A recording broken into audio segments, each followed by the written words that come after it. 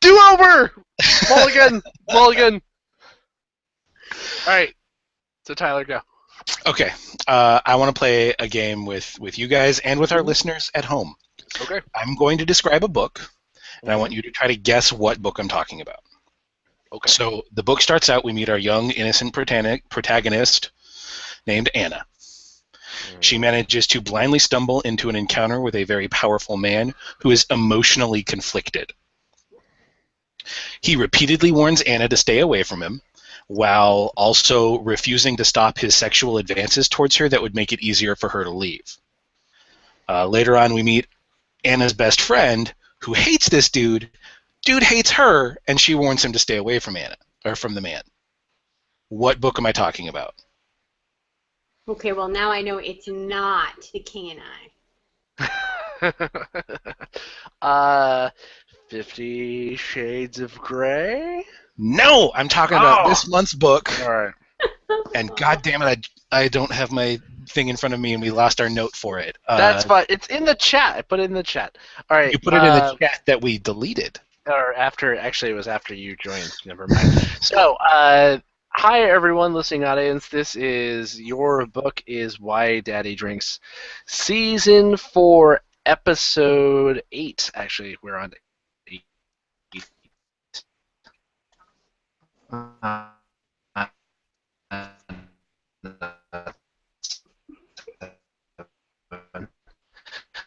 Still getting some audio lag. And this month we are doing one. Don't say doing. Don't say doing. We are reading. We have read. If you say doing, that just makes me think about this awful, awful book. Yeah, that's true. So joining us tonight is our ever lovely guest host, Kendra. Kendra, say hello. Hello! Kendra was when I saw this book, and I don't even know, I can't remember. I'll look up in the Facebook group who was responsible for suggesting this initially, so I can curse. Who? Anastasia? Anastasia. What? How the fuck you pronounce it? Fuck you. I'm pretty sure it's Anastasia. Anastasia. Although I do pronounce it a nasty in my head. Yeah, because this book was a pooper, and we did it to ourselves, and I did it to myself. I should have known. It was linked to us on our Facebook group by Anastasia, and I was like, oh, we did say no more paranormal romance. Because I kind of got sick of the fake paranormal romance books, or the books that were like written to be bad. So I went and looked at it, and it clearly takes itself seriously. This book is not written tongue-in-cheek. This book is written tongue-in cloaca. I don't think they went there. I read the book. I don't think he did. No, I don't recall that. Oh, we'll get to that. We'll get to that. I'll bring it up when I think he fucked her in the cloaca. Anyway, so there's no doubt he actually did. I don't think he ever.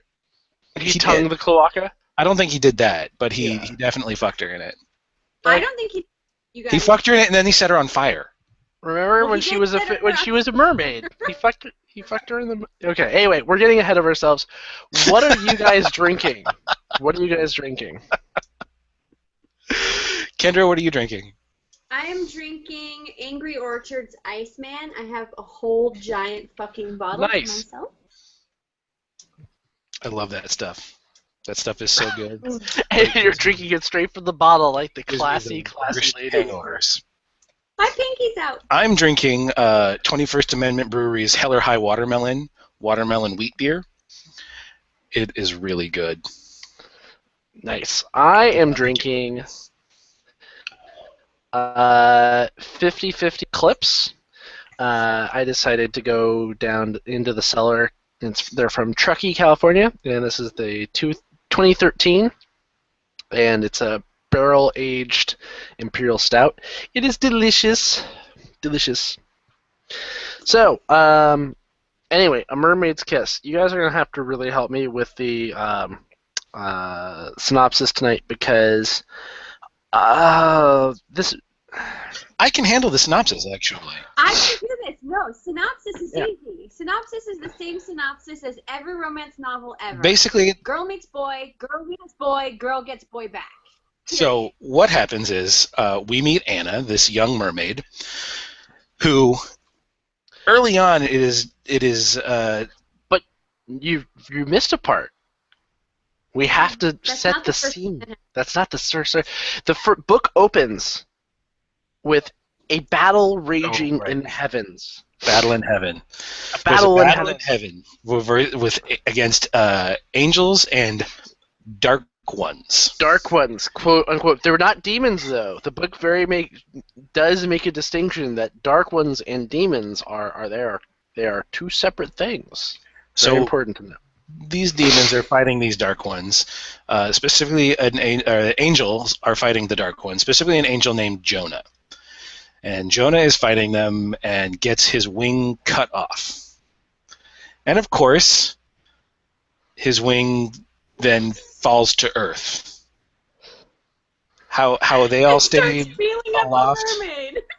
His wing falls into the ocean, where a mermaid named Anna sees it and swims after it and catches it and realizes it's pulling her down into the water. Towards the rest of the Towards the angel. rest of the angel, who they never actually say he falls. They just said his wing fell. So, come on, Joey Hill. She meets this angel, and then she realizes that there are dark ones chasing after it because they want to do something bad to the angel. So she takes the angel and swims as deep as she possibly can. He wakes up, kisses her, and passes out. Well, But he not kisses before somehow leading her to a cave where she can pull him out of the water so he can start healing. It's this dragon-shaped cave. No, with a there is a legit dragon Well, no, fossil. and there's that too. But like I took it like there was like the outcropping like in the cave that they swam up was Because shaped it's like a dragon. mouth, yes. And, like, she cuts he's like- herself on it. Yeah. He's like, "Do you know like Dragon Mouth Cave?" And she's like, "Sure I do." Even though she like has said multiple times She's that never swum this. she's Yeah. never swam that deep before, but she knows Dragon Mouth Cave. Every mer person does. So yeah, he leads her She down knows there. what a dragon looks like is what she said. Yeah, So- You know what a because dragon looks like? but like Yes, that's what the I thing that do. I don't that I didn't get was like the dark ones are following him and his wing. And they're And saying, it- and she's saying it's because they're following the light that he gives off, because apparently angels are fucking nightlights and they glow. But then she's running into rocks and shit because it's dark. I thought he glowed.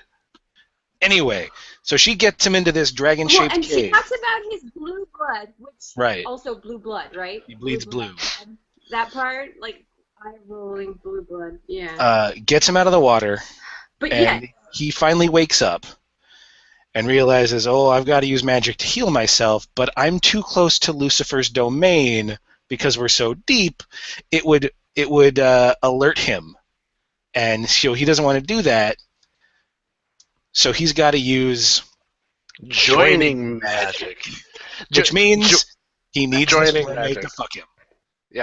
So he's like, yeah. that Let's is a call fucking- it boning magic. That is what a date rapist says. baby, please, baby, don't leave me with my wing cut off, baby, I need joining please. magic, or I'm- I'll It's the only lose all my way to power. survive. It's my back will hurt.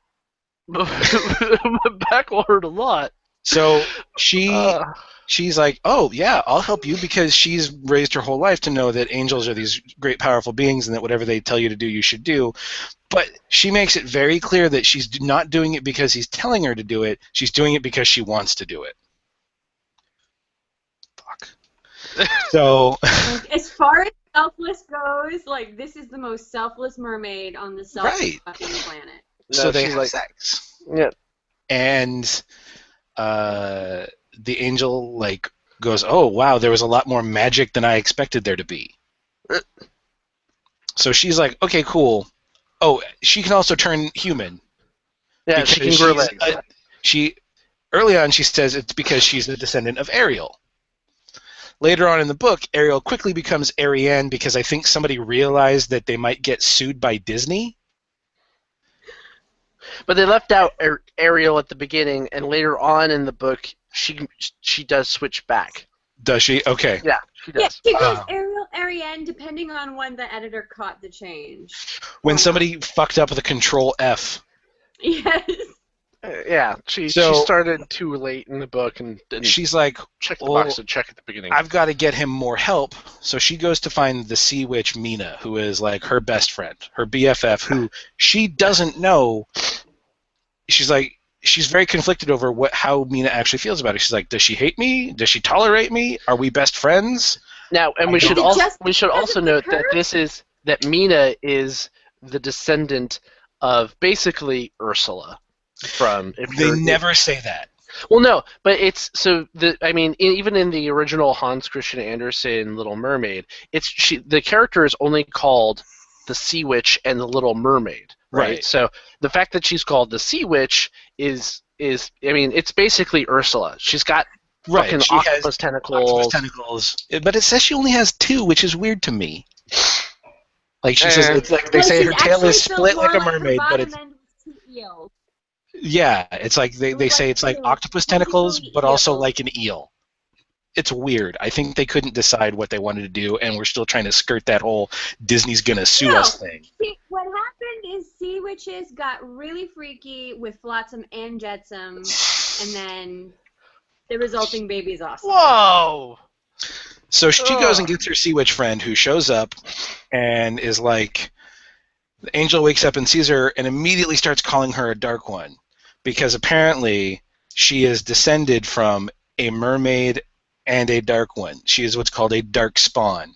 I guess like half her face is all mangled and it's got like a red eye, and like the other half of her face is like crazy beautiful. You don't find out about Crazy Beautiful until later. Until the other angel meets her, right? So the angel's like, fine, I'll let you help me, but only because Anna trusts you. And yeah, because I just boned this mermaid. I just boned this mermaid. So she starts helping him, and then she smashes him in the dome with a rock. Which is I really think the book should have ended there. She just smashed him in the back of the head with a rock. And then tells Anna, she's like, you've got to get him the fuck out of here.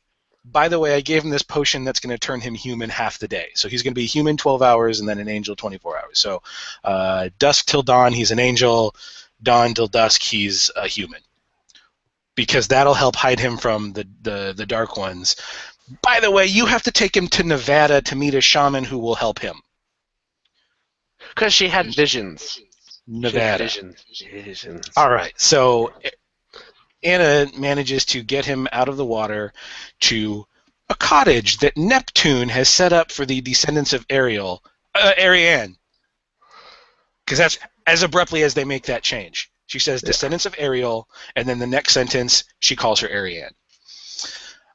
She takes dude into the house and shows him her pond, like her seawater spring, and all the paintings are the pieces of art that each of the descendants of Ariel have placed in this cottage, because this is where they would go so their tragic human lovers could find them. So I want to point out something. Every descendant of Ariel is destined to have this tragic human love and die before she turns 21. Yeah, while basically they're basically like, sea creatures. They mate, they produce an offspring, and then they die. But the thing is that if I remember correctly, she only lists like 4 descendants between, like 4 steps. They don't show how many are there. They talk about a couple of them, and then she talks about her mother's, and then hers. But they never actually say how many are there, so we don't know how many generations this is. Okay, because to me it seemed like it was just 4, which if you're going by the numbers thing, it didn't less than 100 years. So and they went from sailing ships to Dodge Ram pickups in it's got to be a good number of generations, I think. Okay, especially if they're only lasting 20 years each. Right? So yeah. It's at least 5. Maybe So 7. Angel wakes up and then he's like, hey, I want to see you turn into a mermaid. Because she's in a human form. So she gets in her pool and turns into a mermaid. And then he's like, where's your fish vagina? And then he fucks her square in the Okay, cloaca. so I have this marked because I have this marked. Okay? So at some point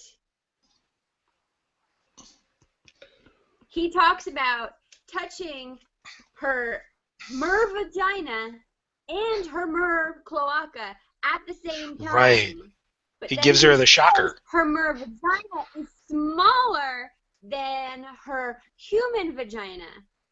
So you're saying they Which is used God's awesome. loophole. So, right, so this is, yeah, pretty much. But what it comes down to is, I'm trying to figure it out, because that was one of the things. I'm like, is he actually fucking her cloaca, or is her mervag smaller to account for teeny merman peen? That was one of my really important notes. That's what I was wondering too. So is this just like this angel? Like, just is he? If the fact that he's apparently hung like a baby's arm holding an apple, or is it just that he's a normal-sized dude with a normal-sized penis, and all the mermen are like, Pinky Bean, like. Well, and he talks So- about how That this tiny book she makes is you all think the about. time. You are Right. so tiny. And he calls her little one all the time, which just creeps me the fuck out. Right? Ugh. That's not. Ugh. Ugh. So they start boning in the saltwater pool in her house, and she starts doing the joining magic to help heal him more. And he decides he doesn't want that. He wants it to just be about the sex that they're having and not about the magic. So he throws up a magic shield, which sets her on fire. Hooray! But it doesn't actually end the So he book. It he goes grabs her on. and shoves her underwater to put her out. And then he's like, Either he set starts to her have fire or burn her. he starts to have issues with the fact that he is holding her underwater now. So he lets her up, and she's like, "No, it's cool. My burns will heal." And they like pack a lunch, and then they start their adventure to Nevada. So basically, I mean, one thing also that we skipped over is the fact that Jonah is a very conflicted individual because he's been fighting the Darkspawn for thousands of years, and he's basically kind of like lost his faith, so to speak, and he's been getting because he's just using a fucking sword, he's been getting Darkspawn blood splashed on him, and so he's kind of been infected by the Darkspawn or something, and so It was from the axe. They So poisoned the their weapon. worst. So Well, the no. axe that chopped off his wing, that's what they're talking about Yeah. when they're saying he's poisoned. The Darkspawn blood, so It's he's just constantly like being affected by it. Yeah. And so that's part of the reason why he doesn't just call the other angels down to come get him, because he's kind of like, I don't know if I actually want to go back up there and continue slaughtering things, because he's seen so many of his angel friends get murdered by Darkspawn. So Or on their adventures, Dark ones, or on their whatever the fuck they're adventures, called. Anna reveals to him that she has more forms. She has a total of 4 forms.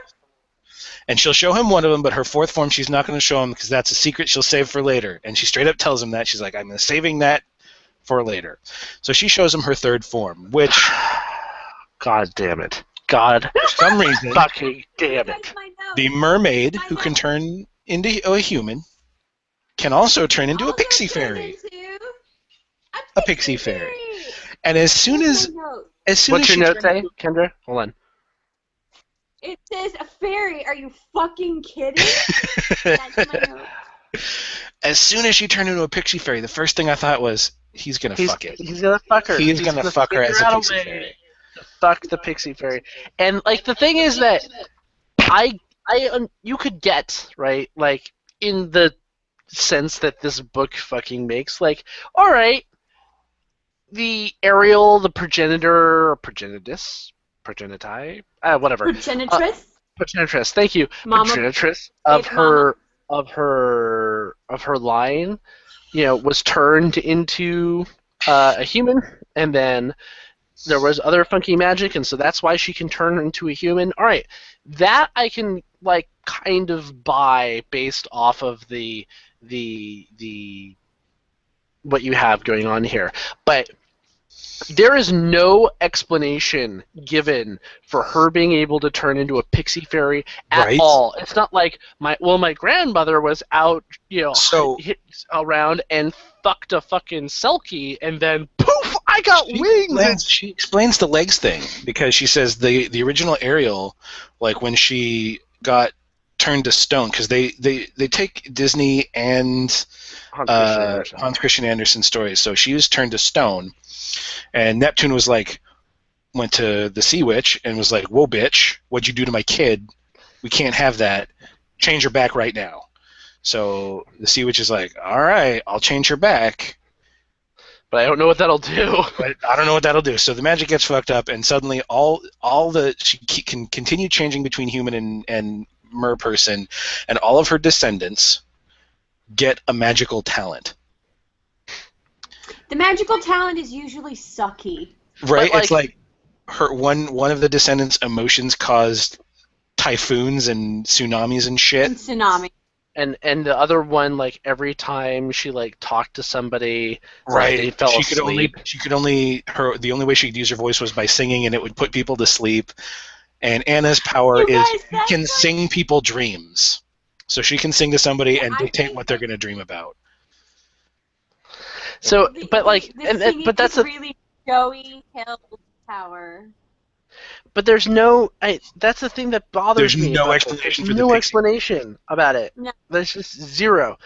And Well, there's no coherence between all, like, the universe is a whole bunch of universes sort of smashed together, and none of them actually make sense. There's no Right. internal logic. well, I think what it honestly was she just had Joey Hill apparently just had ideas for sex scenes that she wanted to have, and She's just like, how can threw I that how can I fucking get shit this in it. angel? How can I get this angel to bang a pixie fairy, but still have him be faithful to Anna? We'll make Anna the pixie fairy. So like, And then she shoehorns in this weird explanation for it at the very end, but it's not really an explanation. It's just a description of what she is. yeah, so- and Angels. I want to get through the synopsis so we can pick the part more. Give me. Angel bangs the pixie fairy by basically having her dry hump his Give him a cock. handy. straddle his dong. It's Well, a really it was a tiny handy. no, not handsy. It was more like a full body rub, but on his cock. Cause It was kind of like riding a horse, but she was a fairy on a dick. And then That has to be the best part of the book. You have to admit that is just comedy gold. Down on her feet. Doo-doo-doo-doo-doo. I just have this mental image of her with a cowboy. like Doctor Strangelove. Yes.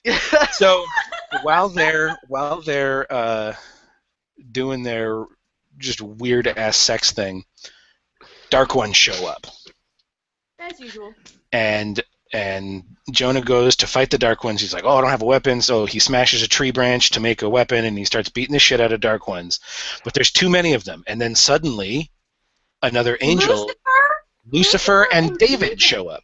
So Lucifer, in this book, I'm pretty sure he's very conflicted about what he's supposed to do. He rules hell, and the other angel didn't want to tip him off to his presence, but then he shows up, and he's an angel that fights the Dark Ones with the other angels. And then later on, we find out Apparently being he's the devil consort is of God. just a job. Because Right. God is not.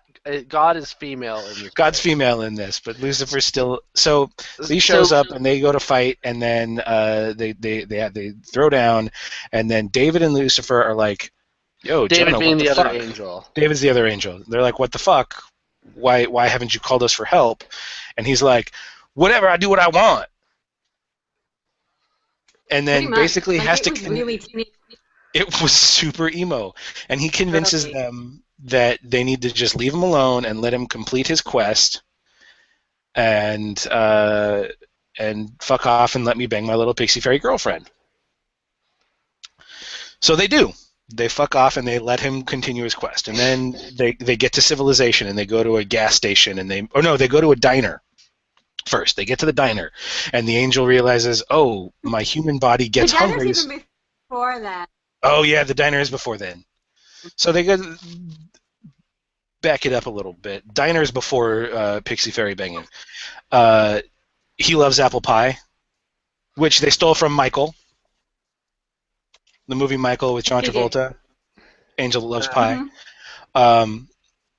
And this family comes in, and he apparently can't stop seeing the darkness that lurks in people's souls because he can tell this guy beats his wife. And the way the wife keeps the kid herself between the kid and the dad, and Anna's like, oh, that's so tragic, and he's like, how would you save them? And the angel Jonah, straight up just goes, I would kill the kid. Because in this mythology that Joey Hill has created is that most people, when they die, they just get recycled. They go and they reincarnate. They join the great circle or fuck all, and they eventually spin Unless back they're out. really bad, and then they go to Lucifer's house because it's all about, rehabilitation there. Yeah, it's not that you're going to hell. It's just you need to time out before you go back to Earth. But the really good people, I guess, if you're male, get to become angels because there aren't any female angels. So I guess only if the you're becoming really... angels part. Yeah, David. David was human. He was a human. Yeah. Oh, And so yeah, okay. yeah, some angels are created. They don't must ever have explained that describe like right after a sex scene because that was when I really just started skimming. So the angel's like, I would kill the kid because he's innocent and pure and would get a good reincarnation, whereas if I kill the husband, the wife would just find another abuser and the kid would still be locked in that cycle. So I would kill the kid. And Anna's just like, dude, that's fucked up. The fuck is wrong with you? What the fuck is wrong with you? Finish your pie and let's go. So they leave, and I guess she finds out later that he like touched the guy or something and made him remember who he was before he turned down the dark path of spousal abuse. No, he made him throw up his evil. He made him throw up his evil. Yeah. I didn't see the throwing up. I must have really been trying to get through this book. Okay, so he made him throw up his evil by taking him back to before and making him see what he had become before he was bad, I guess. And he's like, if he goes back to that, that's on him. I can't make him do that. I can't make him be good because you have free will. They mentioned free will a bit, but they never really say that the angels don't have it.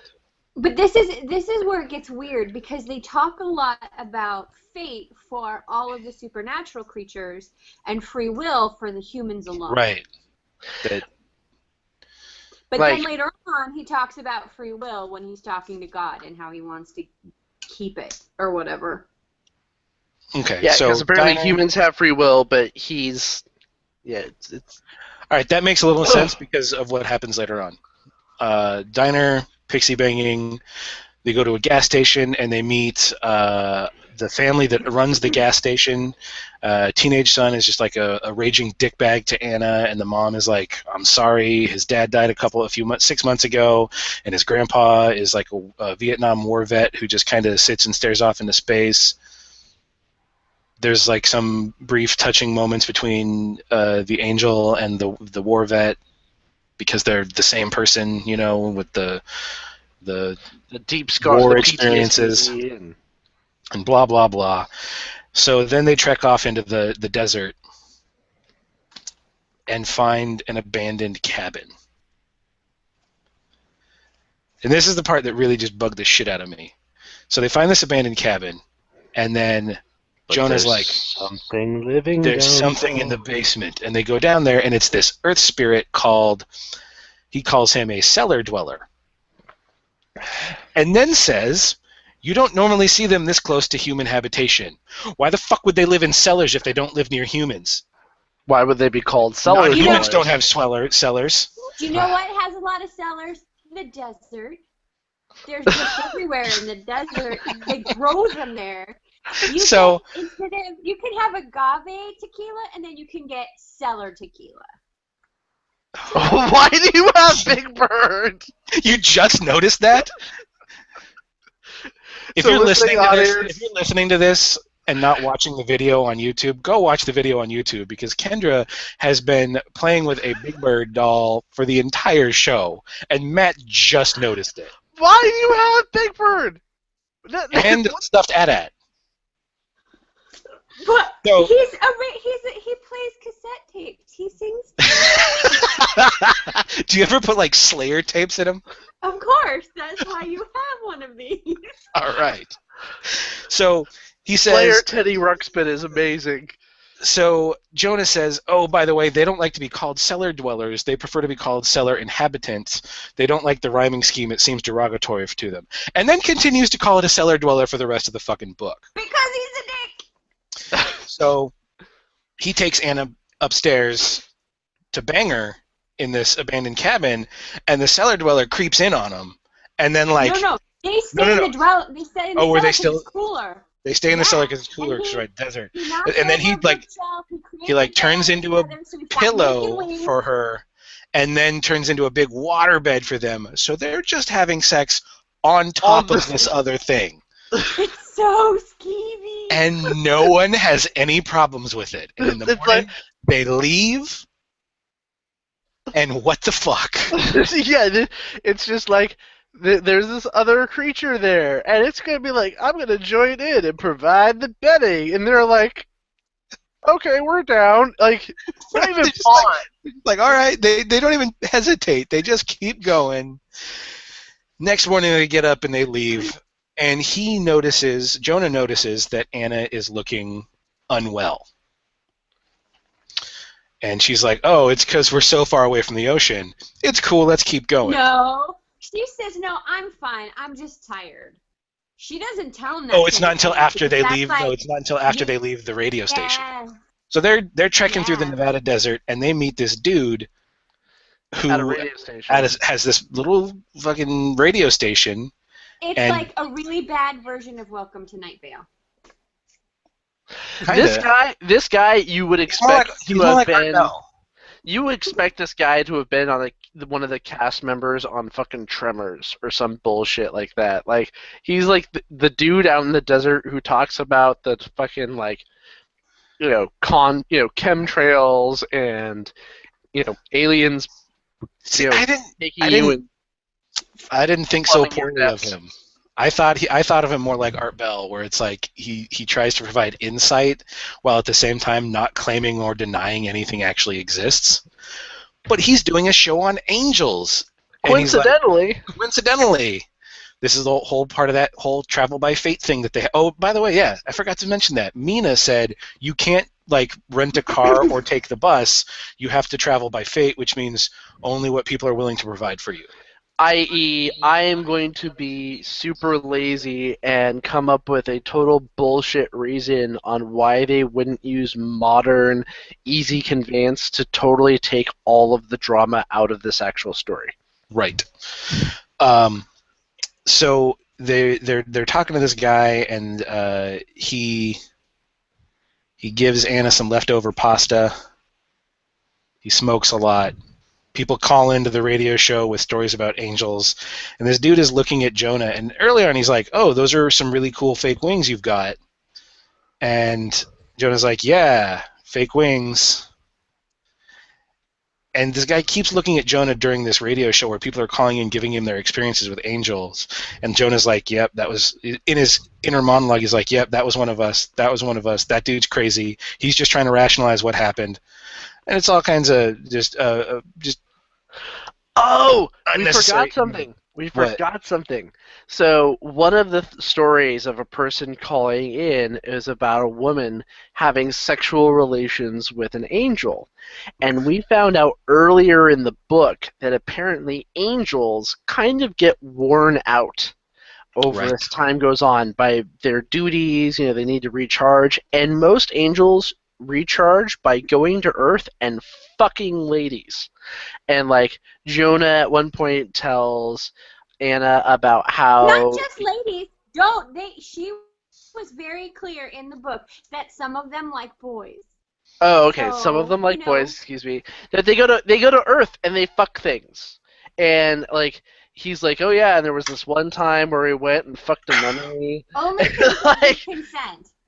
and like, but Jonah is an odd duck because apparently, while he does like to go get his groove thing on, he prefers to recharge by going off into like space and meditating or some other such bullshit. But then he has all these other stories about how he and his angel buddies would go down and Run train on some poor chick.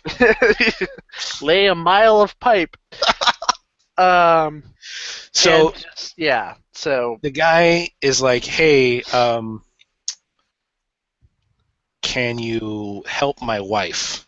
He like appears to accept that Jonah is an angel. Well, he never outwardly says it. He's like, my wife has cancer. It's very aggressive. Is there anything you can do for her?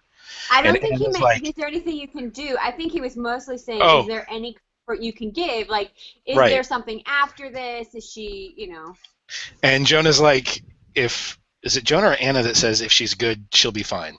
Jonah. If she's Anna- good, she'll be recycled. It's cool. Anna is way more comforting to the guy than Jonah is. Jonah's And just kind of a prick. And then dawn rolls around, and Jonah's wings go away, and the dude's like, "Oh shit, those are real wings." And then he gives them bikes.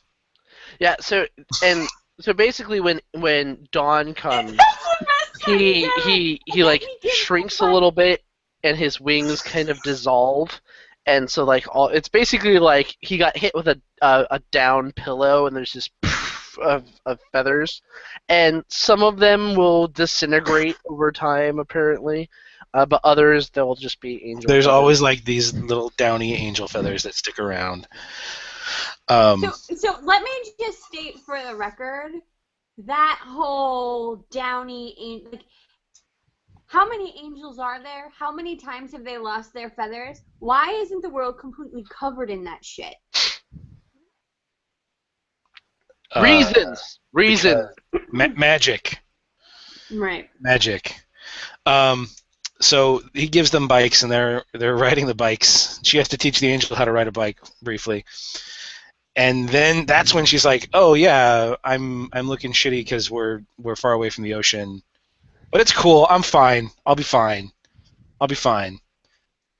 And he's like, "Okay, but when we get to this place, the shaman, I'm gonna call David because angels can telepathically call each other. I'm gonna call David and have him fly you back to the ocean because we can travel like at supersonic speeds, and that way you'll be fine." And she's like, "No, I want to stay with you." And he says, "No, I'm going to command you to do this," because he commands her to do a lot of things, and then complains that he doesn't like commanding her to do things. It's fucked up. Very Christian Grey of him. And she's like, "Okay, but if you call David to fly me back, I mean, flying at that speed, he's going to need to ground himself afterwards, and you know how angels like to ground themselves." Basically, I'm going to emotionally manipulate you by your dick to put off calling this other angel as long as possible. So he's like, "All right, fine, fuck it, we'll just go, and we'll figure it out later." He's super sullen about it. So they're riding their bikes through the desert because that works. And she doesn't. So he goes over a hill. I'm going to do this part. He goes over a hill. She doesn't follow. So he goes back, tells her to turn into a fairy so he can put her in a teacup. And then the Dark Ones come. They get rescued by two people from out of nowhere who were told they might show up someday and taken to this rift. and then they go to the rift. Well, they don't. Which is weird. It's like the world vagina. They don't go to the rift Pretty much how yet. they're describing it. Bad shit has to happen first. So the couple shows up and they're like, "Get in the fucking truck." And it's a man and a wife, and the wife takes over the wheel and puts Anna in the front seat, and the dude gets in the back with the angel. He hands him a gun. He's like, "You can use a shotgun, right?" And he's like, "Yeah, but they're darkspawn. Bullets don't work on darkspawn." And he shoots one. He's like, and it like disintegrates it. And the guy's like, "Whoa!" The angel's like, "Whoa, these must be magic bullets." And the guy's like, "Shit, no, I got these motherfuckers at Walmart. I just had a shaman bless them for me." The shaman that they're going to go see, who told them when they would be needed in the desert to go rescue these two. Very hand of Gaudy.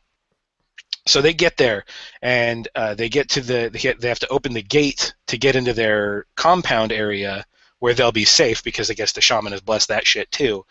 But there was a dark one under the truck, and it grabs the wife and it pulls her under. So the guys jump out of the back, and the angel lifts the truck up and blasts the darkspawn, but it's already the dark one, but it's already got its venom in the guy's wife. So they get her inside the compound, and she's like dying because they fill you with despair and dread and horribleness. And the angel walks up and he's like fucking Karate Kid, rubs his hands and lays his hands on her. And he pulls the dark one venom poison into himself, and then struggles with that. The reason the woman jumped out of the van is because Anna was basically dying. She was nearly dead, right? Because she's been away from the ocean. So she can't turn back into a human. She's a mermaid because that's her natural form. If she's almost. But so the angel's okay. like, he gets out and starts like goes outside the compound and starts puking up this venom, and then she manages to climb her way out, help him dig a hole to bury it, watch it burn, bury the ashes, have a long chat with him, and then he's like, "Oh, we got to get you to water." And then the husband is like, "Oh, by the way, we've got to..." Not just any saltwater spring. It's a fucking magic saltwater spring. It's a magic saltwater spring. With shells and shit. So he takes, Jonah takes her down there, takes Anna down there. Within minutes of having her in the water, they're fucking already. This is someone who was literally about to die, and he's just banging away. So this is one of the most like ridiculous, and aren't they having sex when she's as a mermaid in that part? Yeah. It doesn't say, because then no, because I think so, because this was one of the most this scene for me almost rivaled the fairy sex scene in What the Fuckness, because she's all there, typical mermaid, right? Tits hanging out, half woman, half fish, and he takes this shell, and why there are shells in the middle of fucking Nevada? Who fucking knows? It's because they're in the magic spring. Yeah, he takes a shell and he puts it over her nipple. And somehow, it's big enough, but it still, kind of clamps onto her nipple. So she's got a shell on her nipple, and he does it to the other nipple. So now she has these shells on her nipples. And it's not clamshell bra. It's like a hermit crab shell. Hey. Well, hold on, though. She actually, when she packed her shit to go, she packed salt water, sand, and shells. Okay, so it's the shells. They're part of some sort of ridiculously stupid. The only way I'm. It's a plan of hers to keep herself connected to the ocean. If I put shells on my boobs. And then he's like, you know what? And if you were in your human form, I'd put this on your clit. No. Okay. He says cunt. Or cunt. Well, no, I but know for a fact because I read that and went, very few ladies find that word sexy. But the thing is he was going to put it on her clit to make it stay there. And to me, I'm like, how fucking big is your clit? Your in my experience with women, nipples are usually significantly larger than clits. Remind me to send you some links after this show, Matt. No. No. No. So, you guys, if you notice in the beginning of the book, like, the very first thing she says about sexy bits, right, is... Let me find the right quote. Hold on. I have a lot of friends here who want to talk about this. We're at 10-minute wording, by the way, for Tyler's imposed. We're good. We're good. Okay. Just keep going. So, yeah, the first thing they mention about her bits is, like, the first time they have sex, they talk about... Oh, goodness, where did it go? Damn it, my note. That's the problem with me and notes, right? So, I have too many of them. But It's the sticky note that's on the sex scene.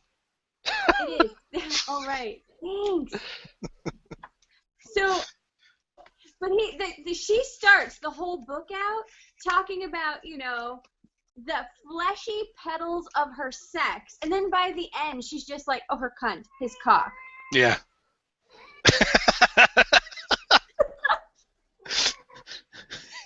Yeah. Oh God, I'm gonna have to give one of the best quotes about that. The perfect is the example of what Kendra's talking about.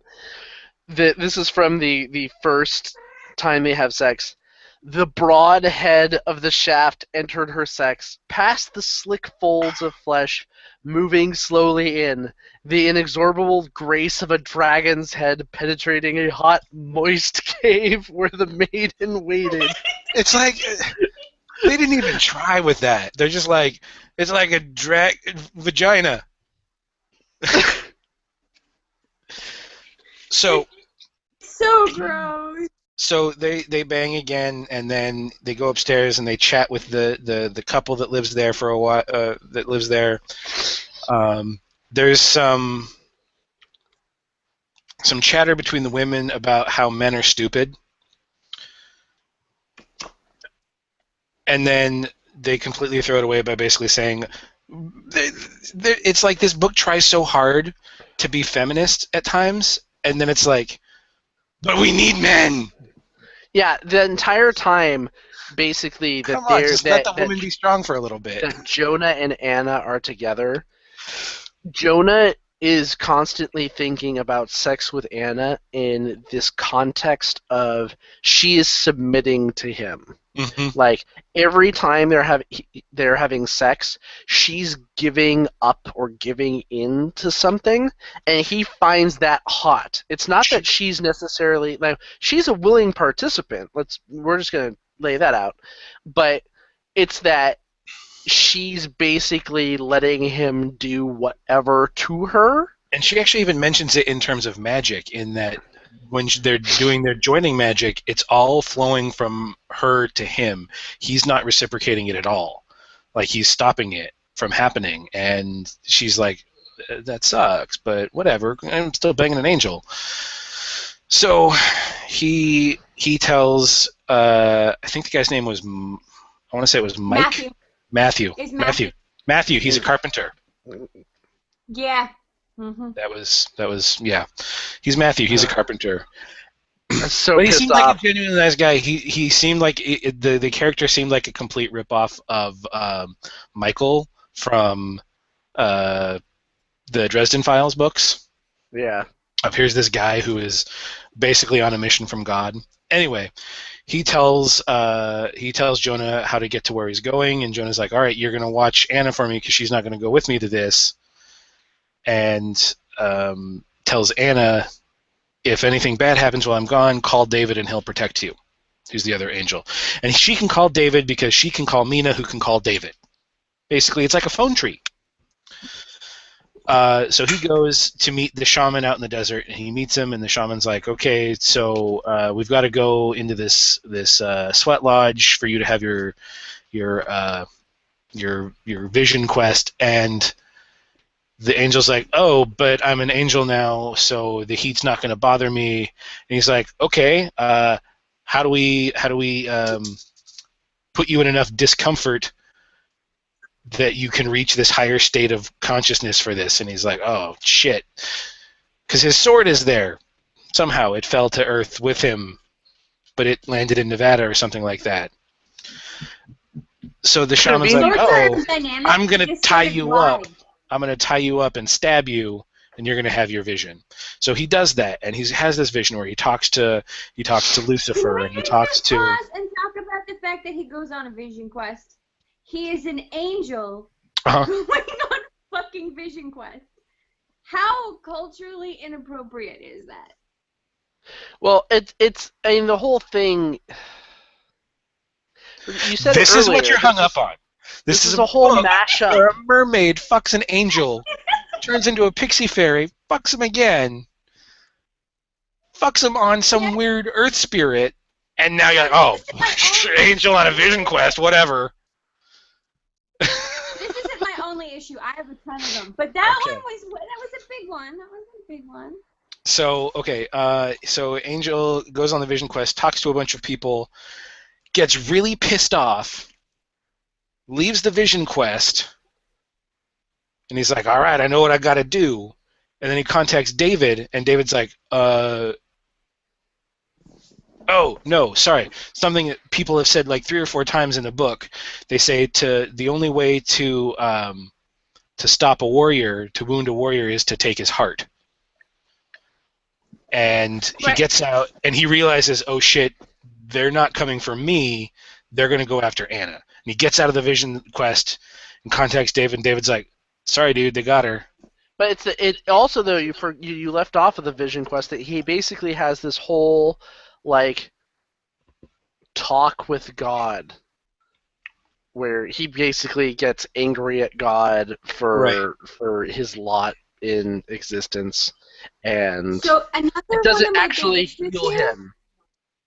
One of my big issues here too is he's having a crisis of faith. If you actually hang out with God, can you have a crisis of faith? If you are a divine being created by God, can you go, oh, I don't know if God's real? He actually says it earlier on when he's talking to Lucifer and David about God. He says, we've spent so long fighting for her, when will she fight for us? And that's his problem. Is he's basically been fighting these darkspawn forever, and they just keep coming, and when's God going to step up and do something about it? And then that never gets resolved. That never actually gets resolved. His biggest issue never gets resolved. He goes and is like, oh shit, they took her. He knows exactly where they're going to have her for some reason. They have her at the Grand Canyon. So he gets there, and he's like, okay, if you let her go, I'll give you what you want. And they're like, all right, we'll let her go as soon as you cut your heart out and give it to us. So that's a thing that was one of the things that was not internally consistent with this, is that they make a big deal earlier in the book that if the Dark Ones possess an angel's heart, they can command that angel, and that the angels are these supremely powerful beings, right? Like they make no bones about the fact that Jonah and Lucifer, if they wanted to, they could just annihilate the earth with not even an effort. They would just do it. Right. And which is another issue that I have with a thing that happens a little bit later. But they have brought up this thing that about angels and their hearts, and that the Dark Ones are always trying to get it, the angels' hearts. And that's the thing that doesn't make sense to me. You have all of these angels that have been fighting beside Jonah. We got a couple names, Ronan, was it Dario? I don't know. Anyway, Ronan, Diego. Diego, thank you. And there's like 2 or 3 other ones, and they've all died fighting the Darkspawn. Yeah. So, if these angels' hearts are these turn angels into super powerful weapons for the Darkspawn, why are the Darkspawn trying to kill those fuckers? Why aren't they trying to just... that's the thing. They don't want any angel's heart. They specifically want his heart because he's like the prime commander of the angels. Sure, I understand that, but... And he's also the second only in power, I think, to Lucifer. Like, no, in fighting... Michael and Raphael. Michael. In the tier. Raphael's like their healer. Yeah, basically they describe Raphael's the healer. Jonah is like the tank. Lucifer is And they DPS. all No. like Michael is above Jonah in the military a hierarchy. rat So, teaches them how to fight, but and then but they live in that's the thing is that sure, I understand that they want to go after Jonah because he's the Grand High Supreme Commander Angel, other than Michael. But if you can do it to any angel, isn't that better than no angel? I don't. It just anyway. So go on, It Tyler. doesn't make a whole lot of sense. So he cuts out his heart and tells her he loves her, and then throws her, and then is like calls David to like come, a mermaid football. like a mermaid football. He fucking throws. No, he throws her. He just throws her into the ocean from the Grand Canyon. From yeah. He's in the fucking Grand Canyon, and he throws her into the ocean. And everyone would be like, bitch, if you could have done that, why didn't you do that when you thought she was going to die?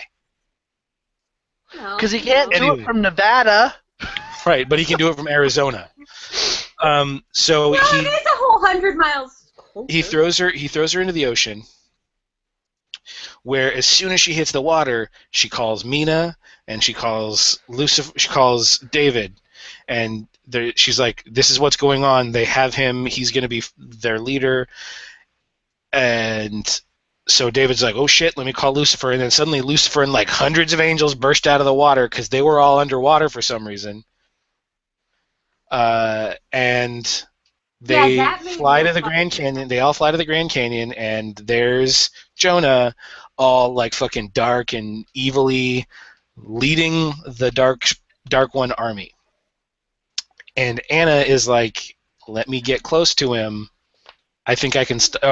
Lucifer's like, no angels can do anything until they attack because otherwise we're all fucked. No angels can do anything. You hear that? Angels don't do anything. So Anna's like, oh, maybe I should do something. So she gets Mina to turn into her other form. It's a fucking dragon! The fucking dragon. So pretty much, Mina's mom, Kendra, and Maleficent. Yes, she's Ursula and Maleficent. So she turns into a dragon, and there's kind of something going on between David and Mina, which apparently is the whole next book. It is. you know that there's floppy tentacle sex. Sure there is. Ugh. No, sucky sucker sex. Like a sucky sucker handjob. That would be uncomfortable. So Mina... Talk about crazy pants. Mina turns into a dragon and flies Anna over to the like little rock precipice where Jonah is, and Jonah like stabs and opens up an artery on Mina, who manages to fly back to the angels, and everyone's like, "Oh, Mina!" And they look down, and it's like she's in this ever-growing pool of her own blood. Oh fuck. Meanwhile, Anna is over there talking to Jonah, who is beating the shit out of her. He punches her, he breaks her arm, he kicks her in the stomach, and then finally she's like, I know how to do this. She gets up, and he's holding like his badass angel sword, and she like leans into it, and it like starts cutting her open, and like her blood is running down the sword, and then she pushes it into him, and his blood is running down the sword, and pretty soon everybody's blood is everywhere, and there's Dark One blood, and angel blood, and mermaid blood, and it's all mixed together. And that turns him good.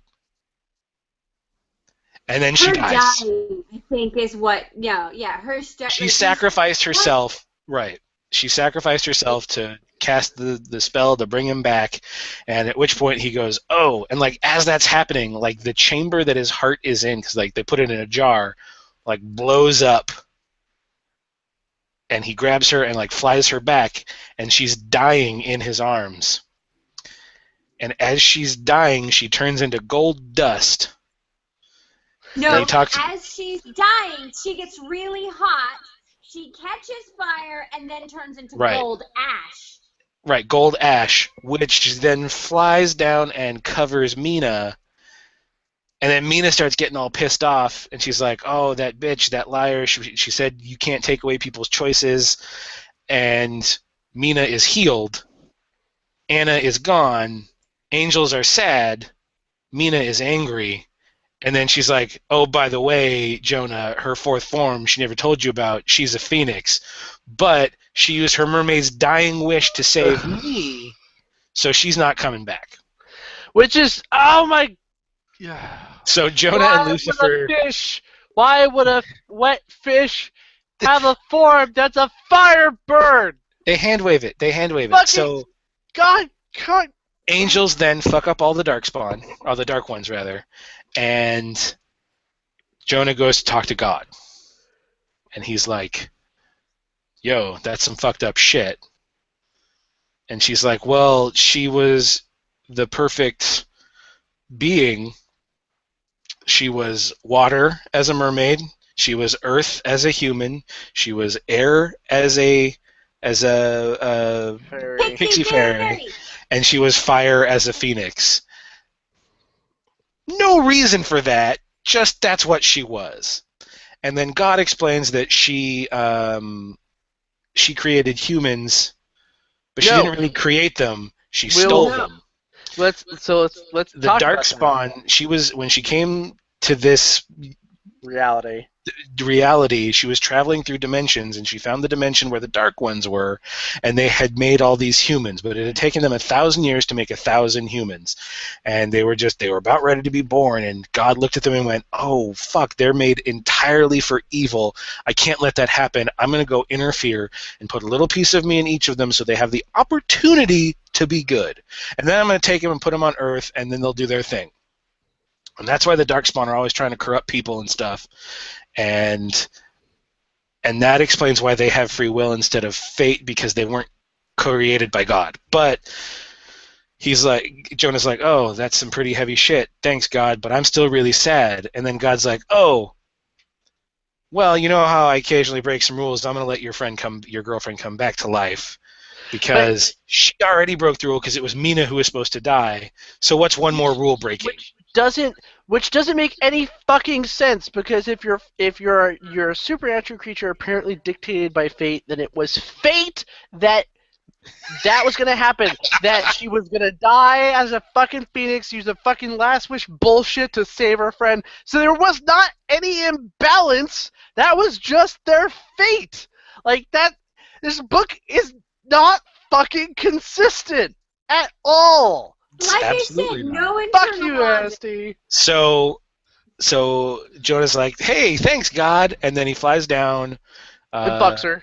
And fucks her again. And then the book ends. Fucks her. He air fucks her. He fucks her while they're flying in the air. Can I just mention this one last little bit? Sure. Yeah, they fuck in the air and they talk about awesome stuff. But pretty much what she says is, at the end, look, I've only known you for what? Maybe a week? Probably not even that. Can I have a baby? No. Can I have your baby? And that's the end of the fucking book. Yeah, because as he explains early on, angels have the ability to choose to shoot blanks if they want. They so can that they're choose not to release their seed. So they still come. Like, it's clear that they still orgasm, and they it's just that there's no spark of life, there's nothing there, so that they're not just running around creating Nephilim all over the fucking place. But yeah, this book, and then that it's at the end when we find out that Lucifer is the consort, which apparently was the concept that God could have a lover is apparently a mythological concept to the angels, and no one really believes that it exists. And then, like, Jonah is looking at Lucifer, he's like, "Oh, you two are," and he's like, "Yeah, I'm hitting that." Because basically Lucifer like gives Jonah, like, he's like, oh, by the way, God does this thing, and he's like, you're fucking her. Like, Is that how you guys talk? Like when you're like, yeah, no, you know, my girlfriend, no, or my friend, so and so does this thing, and then the other guys are like, oh, so you're like bonded or whatever. You're her consort. No, we don't talk like that. No. All right, so that is A Mermaid's Kiss by Joey W. Hill. This is a multi-book series that goes on to expand on other characters in the book. I think the next book is about David and Mina. Yes. Completely unnecessary, and it made me realize that I really, really hate romance novels. Because romance novels are some of the most misogynistic bullshit I have ever read. And it's the whole. This book is not the thing that was the most, and other than the inexplicable, she could turn into a fairy and a phoenix. What? Okay, fuck. What? Let's just put that aside because it's too stupid to even really talk on any more than that. This book's just not consistent at all. Like you were saying earlier, Ty. It's like the book wants to be feminist, but at the same time really doesn't want to be feminist at all. Because one of the things they put out there a whole lot is that the reason why men fight, the reason why all the angels are male and why Lucifer is in charge of hell is that females are basically weak.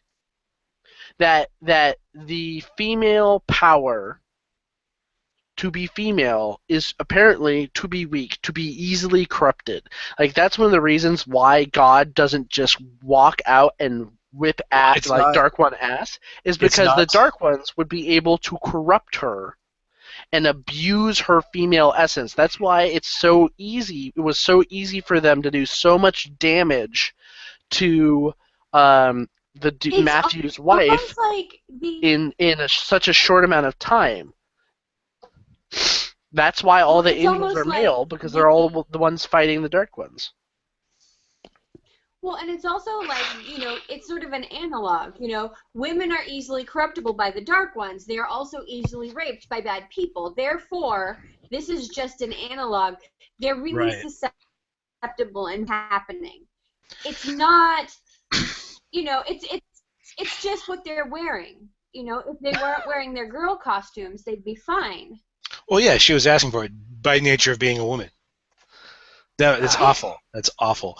The thing that really bothers me about, especially paranormal romance, even like romance novels in general, but paranormal romance, no one can exist as a complete person without another person. Right. They always have to have their mythical Nobody can ever realize, oh, I need to go stand up and be like a complete person. I need to go do this thing. I need to rise up to the occasion. They have to be doing it for another person. Like if he'd ever gone, because he didn't want to fight and be, the badass angel until he was like, oh, I have to do it for her. Yeah, and that's the thing, is like it was, I don't know if you've heard of the term before, but she basically got fridged, right? Like her dying was the whole reason why he went fucking ape at the end of the book. Right? It was just Jonah, right? The entire, the angels, even Lucifer being there, I was looking at this army and I was like, oh fuck, I don't know if we're gonna be able to fucking do this. With Jonah there. And it's just one fucking angel, right? It's like, and he's less than Lucifer, so I don't see why that's such a big deal, especially since after Jonah fucking snapped out of it and apparently his heart grew back up in his chest and all this other fucking nonsensical bullshit. They're just mopped up. Like, it didn't even seem like there was that big of a threat, right? Like, they don't mention any angels dying. No one's sad. They just slaughter the Dark Ones like it's nothing. And but the Dark Ones apparently can only come into this universe by rifts created by negative human emotion. And these rifts, the angels then go fight the Dark Ones at the rifts and then seal them up. And apparently, those are stars. All of the stars in the sky that you see thousands of light years away, those are actually closed rifts. Those aren't actual stars with planets or anything. Like, it doesn't make sense. This book isn't consistent, and it just doesn't fucking make sense. So she talks about how those are rifts, but then she also says when he's flying back to Earth, he knocks a couple of planets off their axes. Obviously, not all stars are rifts. Some stars are stars, but only when they're not rifts, when they're all rifts because of fighting.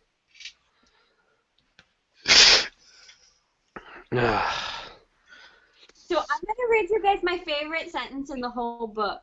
All right.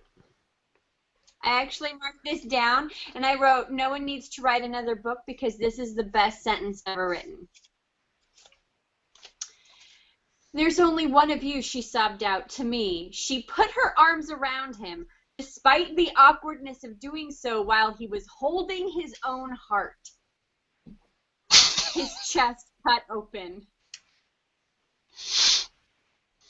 This is I love that. so awkward. So awkward to hug somebody when they're holding their own heart. And that's one of the that's just another piece of the nonsensical nature. If angels can survive having their heart chopped out of their chest, he should have been a little better off just losing a wing, right? Right. Like, sure. I mean, and that. Fuck. Yeah, but then his wing's gonna follow him around, causing women to get horny all over the place, and you just. It's a nuisance. But I mean, the thing also is, like, you know, he is this supremely powerful being who can annihilate the Earth if he decided to. But, like, at the end of the book, he calls down lightning, right? Like, it makes a big deal earlier in the book that he could just wipe out the planet if he wanted to. If he just decided to, he could just do it. And then, like, at one point, he, like, gets super pissed off and, like, goes Super Saiyan and summons all of these lightning bolts down and fries a bunch of Dark One. And he's like, yeah, and Lucifer's like, that was pretty cool. He's like, yeah, I've never controlled that much power all at once before, and I don't know if I would have the control to do it again. And you're like, wait a minute, motherfucker, you can wipe out an entire planet and every life on it. You can circumnavigate the globe in the time it takes a person to fucking think, but controlling lightning to shoot 20 fucking Dark One at the same time, it makes you sweat? What? Well, so think about it, though. Think about it. He can destroy the whole planet. It doesn't mean he's doing it in a controlled manner. It just means spazzes out and then boom, everything's gone. And it just means he can fly fast and not well. Who knows? He could circumnavigate the Earth, but it may be like the stupidest, like jiggity-draggedy, wobbly, whatever path ever. Like, it doesn't talk about him being able to control stuff. It just talks about him being able to do stuff.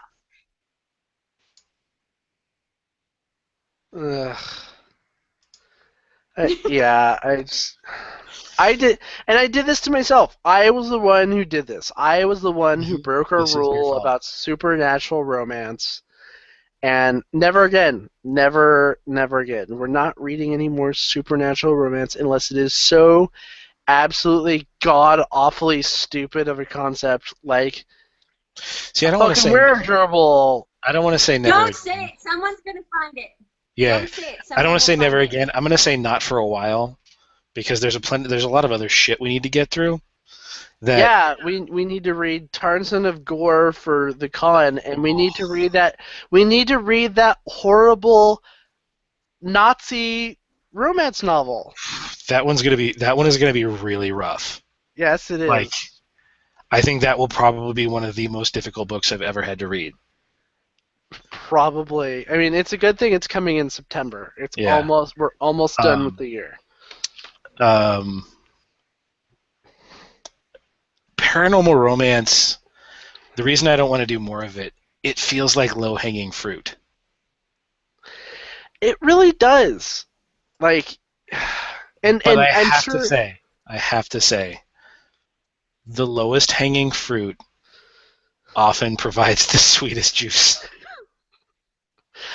And the thing is that I'm sure that if we had like Joe on here, he'd be able to offer up a different perspective on what we were reading that was perhaps not nearly as You're negative. right. I'm sure Joe will tell us that we read the paranormal romance book wrong, but you know what? She was riding a dick like a pony. I would Right. I would challenge someone to read this book and tell me why it's good. Anyway, I can't even. Yeah, I can't even see it as like a female empowerment book. I didn't look at this and think, wow, she's empowered.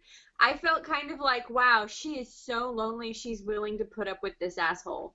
right.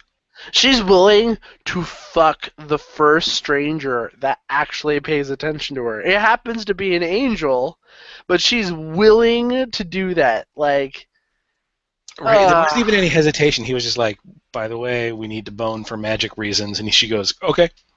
oh, joining magic, totally. I will hop on that cock. That doesn't like, at all what? sound like a cheap trick to get into my fins. So we've been going for over an hour now.